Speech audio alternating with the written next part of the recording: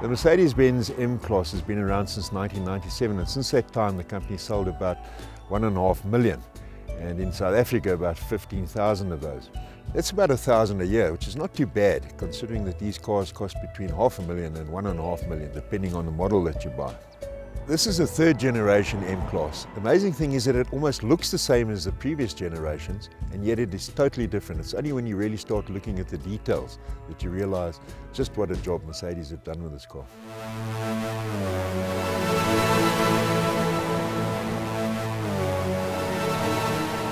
There was a feeling before in the previous generations of the M-Class, the styling was a little bit soft and a little bit so whattish. This new model is now adapted the new familial Merc DNA with a really aggressive snout that first appeared on the C-Class. And I like the fact that this car is now an identifiable member of the Merc family. Yeah, it works for me.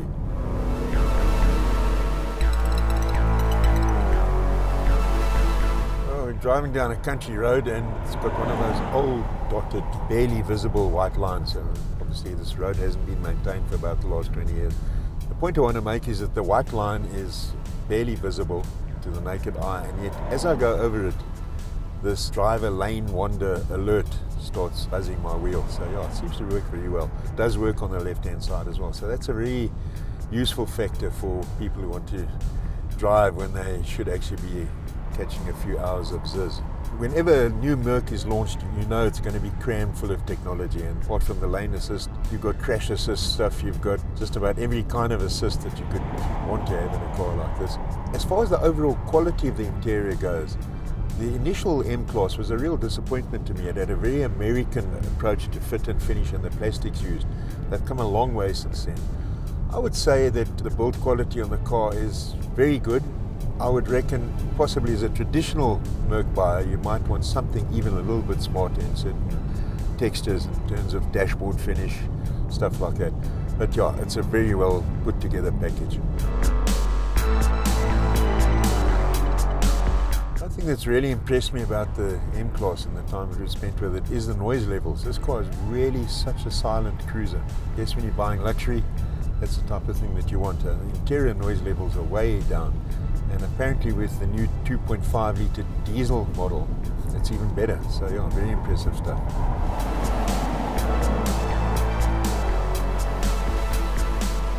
The model that we're in is the 350 diesel. You get a 350 petrol as well, and the 500 V8, that's also a petrol. This diesel engine is also just so refined, and one of the things that Mercedes is really proud of with the new M-Class is that overall, across the range, the consumption levels have been reduced by between 20 and 30%.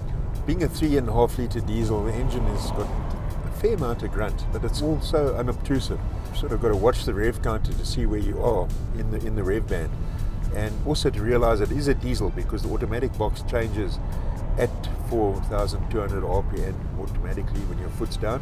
You almost think that you're in a petrol car, so smooth is the power delivery.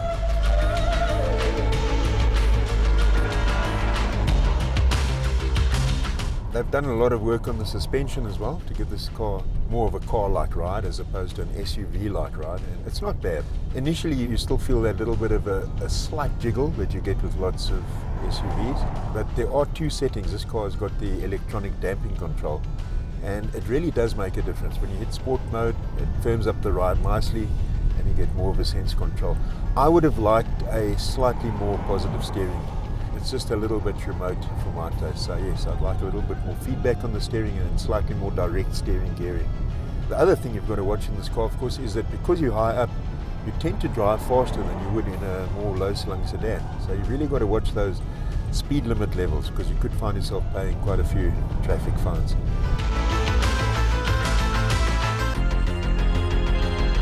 So why would you buy this car, this great big hulk of a vehicle, if you like? Well, that's the answer. It is big, so you get all the benefits of space and also the fact of the elevated riding position, which makes you feel a little bit aloofly distanced from the world, and that's a nice feeling. As far as space goes, your kids are going to love the amount of room that they have in the back to never feel claustrophobic.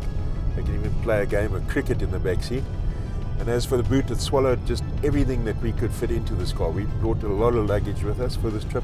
It just gulped it down with almost contemptuous ease.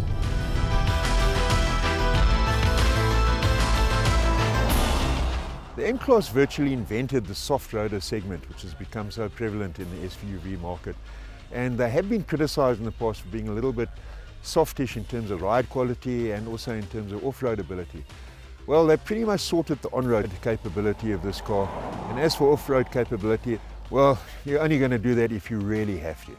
Mercedes-Benz is putting a lot of hope in this car in terms of sales figures, even though it costs between 500 and 800,000 Rand in the basic model. I think it's going to do really well for them. It looks smaller and yet it's bigger.